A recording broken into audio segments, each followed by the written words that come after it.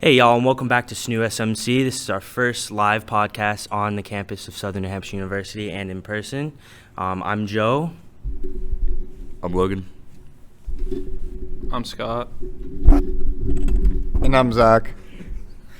And this is SNHU SMC.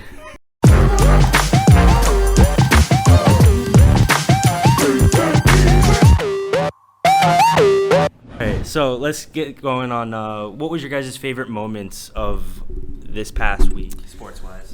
The NBA preseason games last night, the Boston Celtics getting the 98-97 W. That was a big game. All right. So mine obviously gonna have to be taking down the Steelers. Not that big of an accomplishment, but it's a dub, so that's all that matters. Mine would just have to be all the NFL games. Kind of sucked for the Patriots to lose, but yeah, good to see Tom Brady do well. Well, not really, but yeah. Just the NBA preseason. I liked watching the Nets and the Lakers game. That one was pretty good, even though I don't really care for either of those two teams. I'll throw this out at you guys. What do you think? Sleeper NFL Super Bowl champ right now? Sleeper. I'm gonna go with Chargers.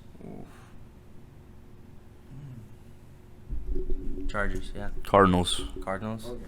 I wouldn't say that's a sleeper, but Not really, but it's kind of. It was, I guess, at the start of the That's a year. good guess.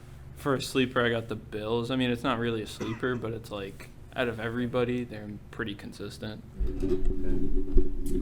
Yeah, I mean, I would have said the Cardinals too. I guess that really isn't a sleeper, but that's really what comes to mind for me at first. Love it. So our first topic for the day is going to be whether or not SNHU should have a football team. So personally, everyone, I already know the answer. Everyone's gonna be like, yeah, hell yeah, we want a football team. Who doesn't love football? There's a lot of things of why though, but let's hear why you want a football team first. I think it'd be cool to have a football team just because it's a big event that brings a lot of people together. But also, even if SNHU does have one, it's probably 10 or 15 years out. So. Makes sense. I think we should have one. I think from a business perspective, it would bring in a lot of money or opportunity to make a lot of money. And I think college football on Saturday is a huge experience that like people love to go to and like watching, and it would make the campus feel a lot better. Yeah, tailgating is a big part of that. Yeah, just the atmosphere of like a football game here on the SNHU campus. Like football's a pretty big college sport, so having that at SNHU would be a huge thing, a huge boost to morale around here, I guess. So I definitely agree with you guys, but I'm gonna have to bring out the cons to it, since I do work in the stadium. Stadium has the amount of seats to fit people, does not have the amount of locker room space to fit a 50 to 100 man roster or coaches, and it's always the technical stuff, never the easy stuff like money and stuff like that. It would be amazing though. Get more people here. The campus would be huge. Lots of probably more students on campus, more housing, better housing, all kinds of stuff like that. It could bring so much.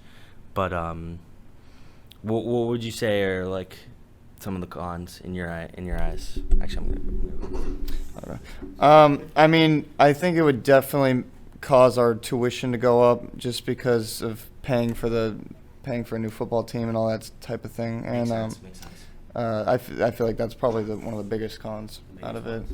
All right. What do you got? Yeah, I feel like tuition definitely go up, and I mean they'd probably have to build a whole new stadium too. Stadium, more dorm, more housing, stuff like Yeah. that.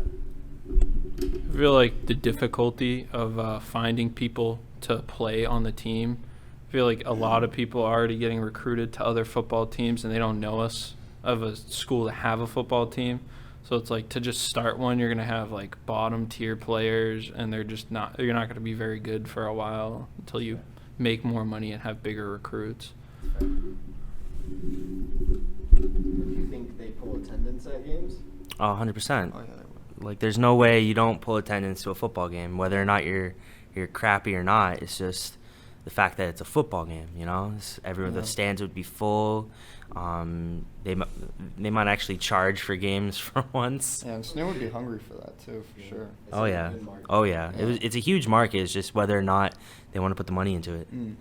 How So- about, if you could build, because obviously seating wise, it would not work. Where would you build the extra facility to house football? Do you think, would it be at this field house, or would it be there at the stadium, maybe an expansion bleacher on the other side? That's a tough one. Let's see what you guys got to say for that. I mean, I don't really know where you'd build it, but you kind of have to, I guess, build it somewhere there's open space to do so. That's fair. I say the old CETA building, the annex or whatever it's called, just tear it down and build something new, because we have a whole new CETA building that everybody uses. So unless there's something really valuable, I guess you can keep it, but that's an unused space that I drive by and see nobody at.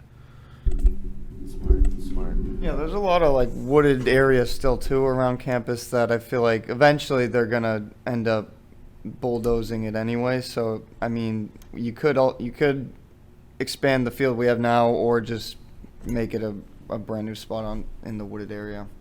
But And it's the question too of like that one, my spot, the wooded area right across where we always have like soccer balls going into. Maybe putting a new facility there, like another set of bleachers with the football team's situation. The only argument to that is that it's a drop off. So like the stadium's on a hill. That's true. So, but down below the trees are like already lower than where it is, so they'd have to level it out. There's so many complications with adding a football team to the school. The stadium, yeah, If it's you have the main entrance for football right where the tennis court parking is over there, I feel like that would be a huge draw. One, students don't have to walk all the way around that roundabout. Two, they're just in and out. That's the SNHU locker rooms home and away, and that's all they need to do. it's fair. It's So fair. like, we would have to get rid of some sports here to accommodate that. Oh yeah, Title IX would be a huge thing. Probably get rid of. Honestly, there probably isn't enough female sports or male sports actually to get rid of to equal up to the size of a football team. They'd have to purge our male program by far. Oh yeah, and that wouldn't be worth it, especially since like that'd be saying like we'd have to get rid of like baseball or something because it's one of the bigger rostered teams, and that's what our most successful team. So Yeah, you'd kind be of getting rid of, like, that counteracts the wanting to get better attendance or anything like that. one of those markets. But, I'm sure that would be rough. All right, so let's move on to the next segment. So our next segment is whether or not Damian Lillard is a top 5 guard. Originally, our friend here, Chris, he's not here today, but he originally said top 10, which didn't make any sense because he's obviously a top 10. He said he was out of the top 10. Again, no sense at all. I think But we should make a list. we got to make a list, yeah. Make the list. We'll, Make a top we'll- 5 list, yeah. we'll make a top 5 list. So my top 5, obviously Steph Curry. Yeah. We're going to go NBA now, Okay. not all time. Mhm. We'll go now. So Steph Curry. Then you got Luka, Trae Young. Who else? Yeah, Luka, Trae Young, Steph Curry. I'd put Lillard in there. Obviously, I do think he is a top 5 point guard. Number 11, What? Kyrie. No, Kyrie is not a top 5. Sorry, Kyrie. Who else? Who else is good? I mean, there's Russell Westbrook. Okay, Um, that's who I was missing. Westbrook, Mr. Triple Double Yep. himself. So your top 5. Go Curry, Luka, Trae Young, Lillard, Westbrook. Nice. That's my top 5 in order. I feel like there's probably someone we're missing, but I think I agree with that. You agree with that? All right, love it, love it. I'm a huge Russell Westbrook fan, so just based on his stats, he's better statistically as an overall player than everybody else because he scores just as much. He brings in more rebounds than any other point guard, and then has the assists to prove like that he doesn't ball hog. So I think I'll put him at 1, but then Steph Curry, Luka Doncic, Trae Young, and then Damian Lillard has to be either 5 or above Trae Young because he scores, and just because he can't get a championship doesn't mean he's not a really good player. Yeah, I'd stick with that top 5, but I would go, I think, Curry, Luka, Lillard, Westbrook, and then Trae Young. Trae Young? Yeah, That's I a good think- one. All the same 5. Obviously, those are the top 5 right now. Not Kyle Lowry? Maybe it looks fine. Maybe 5 years ago. Yeah. No. Definitely used to be, possibly. I don't know. That's a tough one. Maybe he's 6. I don't even Maybe know he's if he's in the 6. top 5. You call Simmons a point? No. Not anymore. I call him trash. Kidding. 100% kidding. All right. Now, you guys got any more on that one? All good? All good? To our final segment of today. Should NFL rookie QBs start in their first year? And that has been a huge question the past few years after seeing people like Baker Mayfield or like all those Browns quarterbacks just not do well. Like Baker's doing fine now, but like his first year he was doing bad. They had Deshaun Kaiser was a first-round pick for them. Yeah. And it's just like there's a lot of those young QBs. Trevor Lawrence not having that great of a year right now. Look at Justin Fields. He's doing okay. Who? Oh,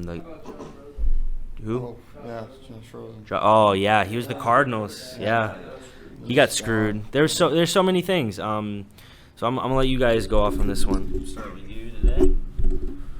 So I think they should try to start, or if they're that good, obviously you have to start them. But I think it's just like when you're in middle school and you go up to high school, everybody is just so much bigger, stronger, and has more of an understanding of the game on the NFL level that it's kind of hard. You have to fit like a perfect spiral in less than like a foot of space versus at college, where somebody's just going to lack, or like, this guy's not going to the league, so let's target this cornerback because he's not as good. Whereas the NFL, everybody is so much better, faster, and stronger. It's kind of hard to adjust, especially after you don't do it. And like these rookies right now didn't get to play in the 2020 college season, or some of them, where they played like a couple games or stuff or something. But like they need some time to adjust. So like training camp and then like playing backup. And if they're on a bad team, put them in at the end of a game or something if you're losing that bad. But then you can't start them off right away because then they suck and then they're a bust and everybody's fan base hates them, so they can't play again. I think it depends on what team they're on. Like, I think Mac Jones should start. Like, obviously, like he has. I feel like Justin Fields should have started. But my thing with Fields is just I think Matt Nagy is one of the worst coaches in the NFL. So I wouldn't have started him this year with Nagy. Trey Lance potentially just because he has a whole team built around him. Trevor Lawrence, yes, just because he's the first overall pick. A lot of teams like to start their first overall picks. Jets QB. And then Zach Wilson. It's too early for him just because the Jets aren't built well yet to help him. Yeah, it's really all about the learning curve, I feel like, for the young quarterbacks, because if they put in enough work learning the playbooks and stuff, they do kind of catch on. Like I've been hearing about the Patriots. Mac Jones puts in a lot of work on the playbook and everything. So I guess it's how determined they are to kind of learn that real quick and how they can optimize their spot as a starter. I'm gonna have to agree with most of that. There are some QBs who should start right off on their rookie year, and they do amazing. But then, like, if you look back at some of the good QBs, like Tom Brady and Aaron Rodgers, they didn't start for a few years. Like, Rodgers sat for 3 years under Brett Favre before becoming the starter for the Green Bay Packers. Brady only got a chance because the guy before him got hurt. Same thing as Rodgers. And then he was better. And so, like, it kind of just comes down to those situations, but that doesn't really happen in the NFL anymore. If you're a first-round pick quarterback and you're in the top 5, you're starting your rookie year. I'm pretty sure there was like in the top 15 this year, Mac Jones was like 12 or something like that. He's starting. Fields is starting. All the quarterbacks that were picked are all starting, and they're all doing horrible. I think in the first 3 weeks, only one of them had a win, and that was Mac Jones. Yeah, they're all doing pretty bad. Mediocre. Like, definitely could do better if they sat and saw someone be QB ahead of them for at least a year, Yeah. Who like would we Jordan s- Love. Yeah. Who would we say is the best rookie quarterback out of these, though? Best rookie quarterback? I feel like it would be Mac Jones. All right, so Right now, the best rookie QB is Mac. Mac Jones. Just yeah. Has to be Mac Jones. He has like at least a win, and he doesn't throw as many interceptions as everybody else. So that's just a pure factor as why. He just looks very comfortable in their offense. I mean, obviously, yeah, he's not perfect, but he's not that bad. He hasn't started that bad for just coming out into that system. So Yeah, no, Mac Jones definitely. Again, you said he had the one win. And I think in like the first 3 weeks, all the rookie QBs didn't have a win besides Mac Jones. He had the only one. And he also has a similar offense to what he ran in college with Alabama. So it's like more comfortable. He knows what he's doing with that type of offense, and he has a good, decent team around him. So it all comes down to that. So you guys got any last takes? Oh, he's got one. Well, I mean, so Mac has had to adapt the least, which has helped them. So everyone else has had to adapt more, which has hurt them. So that's why he's looking the best right now.